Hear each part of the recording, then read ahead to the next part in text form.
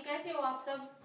आज हम पढ़ेंगे व्यंजन का टॉपिक। कौन सा टॉपिक पढ़ेंगे? व्यंजन का टॉपिक। आज जो मैं आपको ये व्यंजन का टॉपिक पढ़ाने जा रही हूँ ना, इसमें से 1 या 2 नंबर का पेपर में जरूर आता है। जैसे हमारा एस टेट का हो गया, सी टेट का, सीईटी का हो गया। सी टेट में तो बहुत कम आता है व्याकरण, 1 या 2 3 नंबर का आता है बस। और एस टेट में व्याकरण आता है ज्यादा। तो एस टेट में या कोई भी आपका कॉम्पिटेटिव एग्जाम होता है ना, उसमें जरूर आते हैं ये।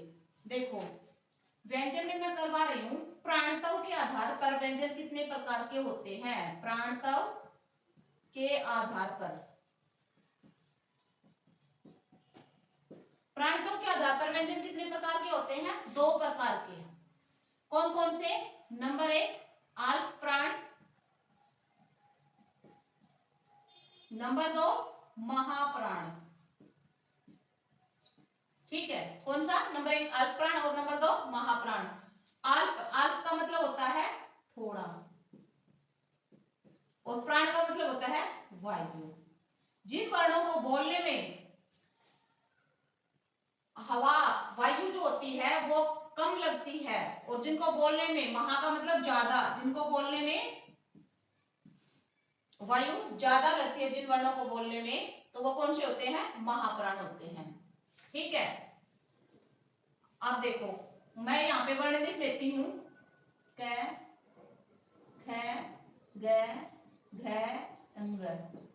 ये जो अंग होता है ना, यहाँ पे बिंदी लगती है इसमें। ये हम जमान मैंने ज्यादातर अपने जो सीखा है अध्यापकों से, वो ये यहाँ पे बिंदी लगाते थे, लेकिन यहाँ नहीं लगती। इसमें अंग में बिंदी यहाँ लगती है। ठीक है, च, छ, ज, झ, य, ट, ठ, ड, ढ, ण, त, थ, द, ध, न, प, फ, ब, भ, म, य, र, ल, व, श, श, स, है। ठीक है, अब देखो, अल्प का मतलब थोड़ा, जिनको बोलने में प्राण वायु थोड़ी लगती है, तो किन में लगती है? क और ख। इनको बोल के देख लो आप। देखो क को हम अगर बोलेंगे ना, तो देखो क को कितनी देर तक हम बोल सकते हैं। कितनी देर तक बोल सकते हैं, लेकिन ख को बोलने में दो चार बार बोलने से ही हमारे जो फेफड़ों में वायु होती है ना, वो क्या हो जाती है? खत्म हो जाती है। तो जिनके बोलने में वायु थोड़ी लगती है और इनके बोलने में वायु ज्यादा लगती है, प्रत्येक वर्ग का पहला, तीसरा व पांचवा अल्प प्राण। अल्प प्राण, अल्प प्राण मतलब 1 3 और 5। प्रत्येक वर्ग का पहला वर्ण, तीसरा वर्ण और पांचवा वर्ण, ये किसमें आ गए? अल्प प्राण में। ठीक है, और जो बाकी के जो बच गए ना 2, एक है ये वाला और ये, मतलब दूसरा व चौथा। महाप्राण में दूसरा व चौथा। ठीक है, आपका मतलब थोड़ा। तो जैसे ये विषम संख्या हो गई 1 3 5, विषम संख्या कितनी होती है? थोड़ी होती है, और सम संख्या ज्यादा होती है। तो सम संख्या में कौन सा? दूसरा और चौथा। ये सम संख्या, सम संख्या मतलब महाप्राण, बड़ी ज्यादा। और विषम संख्या थोड़ी होती है, तो अल्प, अल्प का मतलब थोड़ा, तो पहला, तीसरा और पांचवा। और इसमें अल्प प्राण में आ जाएंगे ये, र, ल, व। ठीक है, यह रह ल, व, ये किसमें जाएंगे? अल्प प्राण में। और महाप्राण में ये वाला श, ये श, और हाँ कौन सा? हाँ जी, ये वाला स और है, ये किसमें जाएंगे? महाप्राण में। ठीक है, अल्प प्राण और महाप्राण। अल्प प्राण, अल्प प्राण में जिसमें वायु कम लगे, और महाप्राण जिसमें वायु ज्यादा लगे। ठीक है, चलो आगे देखो। प्राणतव के आधार पर मैंने करवा दिया। अब देखो, अच्छा मुझे ये बताओ कि जो स्वर होते हैं वो किसमें आते हैं? अल्प प्राण में आते हैं या महाप्राण में आते हैं? सारे के सारे जो हमारे स्वर हैं वो किसमें आते हैं? अल्प प्राण में आते हैं या महाप्राण में आते हैं? तो देखो, सारे जो स्वर है ना, वो हमारे किसमें आएंगे? अल्प प्राण में। स्वर जो है वो किसमें आएंगे? अल्प प्राण में। ठीक है, सारे के सारे स्वर हमारे किसमें आएंगे?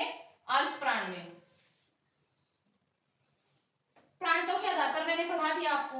अब देखो, एक और छोटा सा टॉपिक है वो करवा देती हूँ, व्यंजन का ही है वो भी।